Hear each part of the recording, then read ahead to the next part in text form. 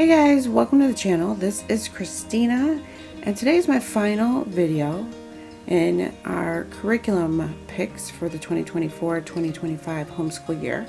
Today I'm sharing what I picked for my rising second grader.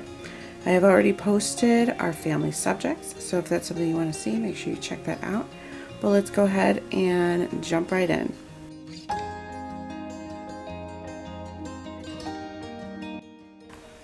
For handwriting, he's doing Pentime 2.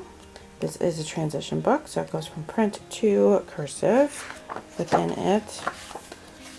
These are really easy, simple books. They are very inexpensive.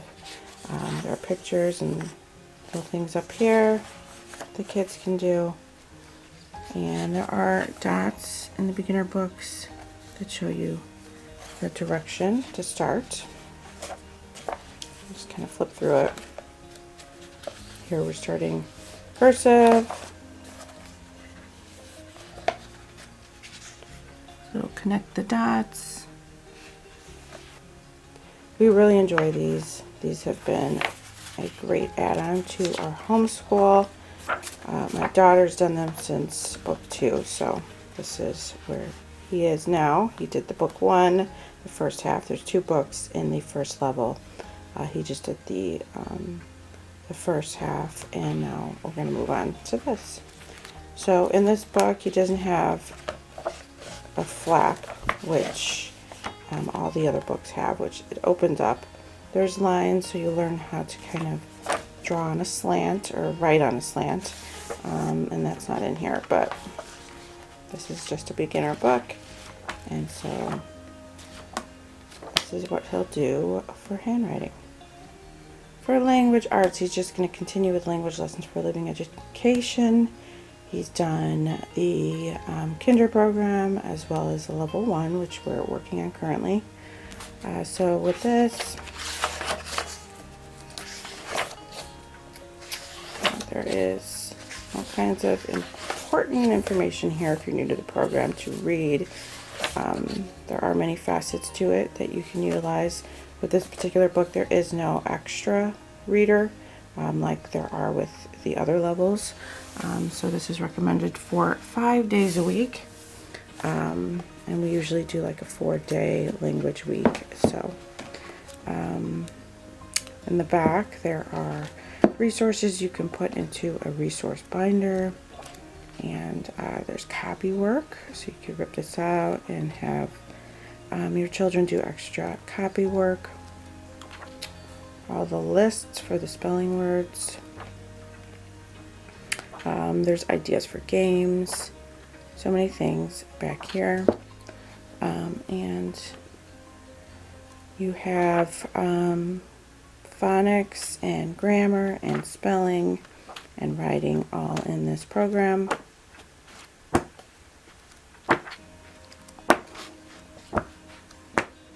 So to give you an idea, you have your lesson, so you will read this with your child. The yellow would be what they, or the highlighted would be what they would read. You work on narration practice and just continue on with a new concept that may be being learned here. This is your day 1. Day 2 would be grammar practice. That continues on. And day 3 is a writing. And day 4 is a kind of tell your story through a picture. And then write some sentences to go with that. Day 5 would be spelling practice. And I've mentioned that when it comes to spelling, we do introduce the words on day 1 instead of doing it on day 5. And then just work on various worksheets throughout the week, or activities, or whatever it is that you would like your child to do. Again, there's games in the back. You could use games. There are also worksheets free on the website word shape worksheets that you can utilize to go with these books as well.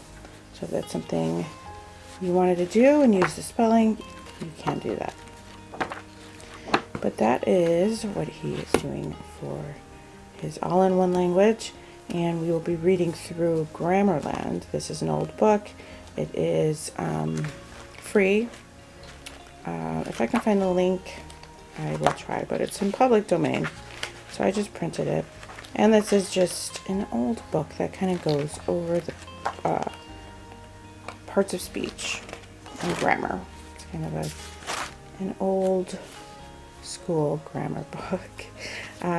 Grammar in Fun for the Children of Schoolroomshire. This is by M.L. Nesbitt. Now you can purchase this. I think it is in book form, so you could get it. I believe I've seen it on Amazon and various places, but I just decided to print it. So here's your table of contents. We have Mr. Noun, little article, Mr. Pronoun, Sergeant Parsings' visit to Schoolroomshire, Mr. Adjective tried for stealing, the quarrel between Mr. Pronoun and Mr. Adjective, and little interjection. Dr. Verb's 3 tenses, number and person. We have Sergeant Parsing in Schoolroomshire again. The nominative case, adverb, preposition. Prepositions govern the objective case. Conjunction, active verbs govern the objective case and the possessive case, and who's to have the prize. So this is just a fun way to kind of go through grammar. So I'm going to read this.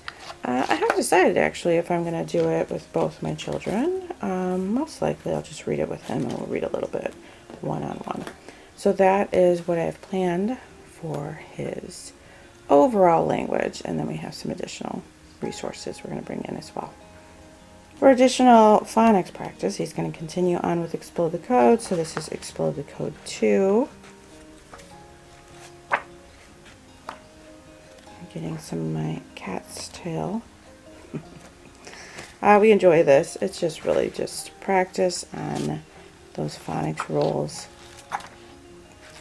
And they work really well. They help with spelling even, I feel. So we enjoy this program. So this is what he's doing for phonics. For reading, we are going to do the pathway readers. This is what we currently have. So this he might be through by the time we actually start school. I'm not quite sure. He's moving quite fast. But this is what we have. So this is kind of part of the first grade set of readers. And he's in the red book, and then he'll move into the blue book and then the green book. So these are just chapter books, and he's moving through them pretty quickly. So if by the time we start school we need the second grade set, I will grab that. I'll go ahead and put a picture of what that looks like up at the top. But he's really enjoying this, and it just kind of is very repetitive in the words that he's learning, and so he's reading them over and over and over. He's getting faster and faster, which I really appreciate. So we are enjoying the pathway reading for him, and they do have workbooks. We may or may not use all of them. I don't know. We are kind of, picking and choosing some stuff now with the red book, but there's all kinds of things in here. Phonics, reading comprehension, spelling, kind of like basic spelling type stuff. You'll have your chapter that you're reading, so Levi and Susan. There's some word bank, fill in the missing letter, which is, basic kind of spelling practice. You have thinking about the story, write yes or no in the blanks. If you saw these pictures in the story, find them again, write the page number, so it's kind of, going back and finding the answer. Learning through sounds, again, filling in the letters that are missing. And that's, so this particular book has a little more worksheets per chapter. I think in the red book it's just front and back. This looks like 3 pages. So there is lots of practice. that a kid could get from these books. So that's what that looks like. And then we have the green workbook. Learning through sounds again. Filling in the missing letters. Working with words. Just filling in the blank word banks. Thinking about the story. So draw a line under the phrases that tell something Rachel wanted to do at grandfather's house. Okay. Learning through sound, working with words, thinking about the story. So there's a little bit of a pattern here. Learning through sounds, yep. Working with words, and then thinking about the story here. So as you can see, it does seem to get in these workbooks, you know, the difficulty level goes up slightly. So that's what these look like. So those are, and then here is just like a teacher guide with all the answers, and there are some extra like commentary and things for teacher, because maybe if there's like a picture that needed to be recognized and you don't know what it is, it'll give that in here. So that is what he'll be doing for reading. For math, he's going to continue with math lessons for living education level 2. We will also be pairing this with the Practice Makes Perfect workbook. I'll go ahead and put in a picture. This program is just a program he enjoys to do. So we have lesson 1 starts at place value, village, telling time, shapes, and patterns. A good portion of the beginning of the book is always review. And then you'll have review again at the end of the book, which is reviewing of addition and subtraction fact families. In the middle of the book, we are working on place value, introducing addition with carrying, subtraction with borrowing, understanding dollars and cents, thermometers and other gauges, bar graphs and line graphs, measurement, all that. So that is what is in here. There is front matter in here that's important if you haven't used this program. I do recommend it for a 5-day work week. If that's something you're curious about. And what's nice about master books, they always have this daily schedule for those that just like just doing the next thing and checking things off. So that works well for a lot of people. We generally do a 4-day work week with our main curriculum, and then we do other things like maybe unit studies or extra studies on Fridays. So here's a lesson. You'll have your lesson. There's a story. So I would read the story to him, and then we would go through the lesson. This is introducing a lesson or talking about something, reviewing something. So going over place value. They use a place value village in this particular series. We kind of do a little bit something different, but they give you all the steps on how to do that. There's copy work on that first day as well. Day 2 is review. Some copy work, which is just going over the numbers, which I like for him in particular. With my daughter, her handwriting was good, so we kind of skipped some of this, but with my son, now that he, you know, is going through this, these sort of things work very well for him. So we have day 3 here. Copy work, which is just counting your numbers up, practicing. Again, the beginning is all review. And I will go ahead and flip through it. So back here you'll have manipulatives and things that you can put into a plastic pocket if you want and have the children practice. Here's some fact families. They can practice those in the morning, like a warm-up, mental warm-up. They have a few of those back here. Place value, practice. Hundreds chart, counting by 100, right, place value math, thousands house.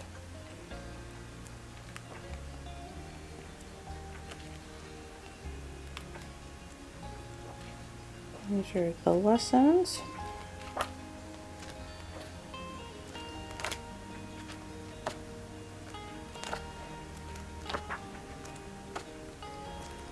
So the stories bring the concept, there's recipes, which brings real life into math, and how God is in math, which we appreciate.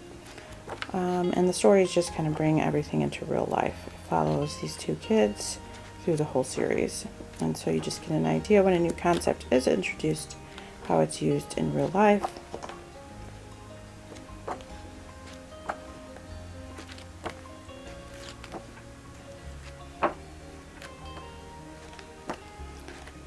So that is math level 2. Now for some extras. We were going to use this in our morning basket this past year. We tried to kind of align it with what we were doing already, and it just didn't seem to work, so we kind of put it on the shelf. But this is a resource that my son is always picking up. It's such a beautiful book. This is God's Big Book of Animals. This is a book we got at Master Books, and it's huge. I don't know if you can tell how big it is compared to this book, but it's a beautiful book of animals.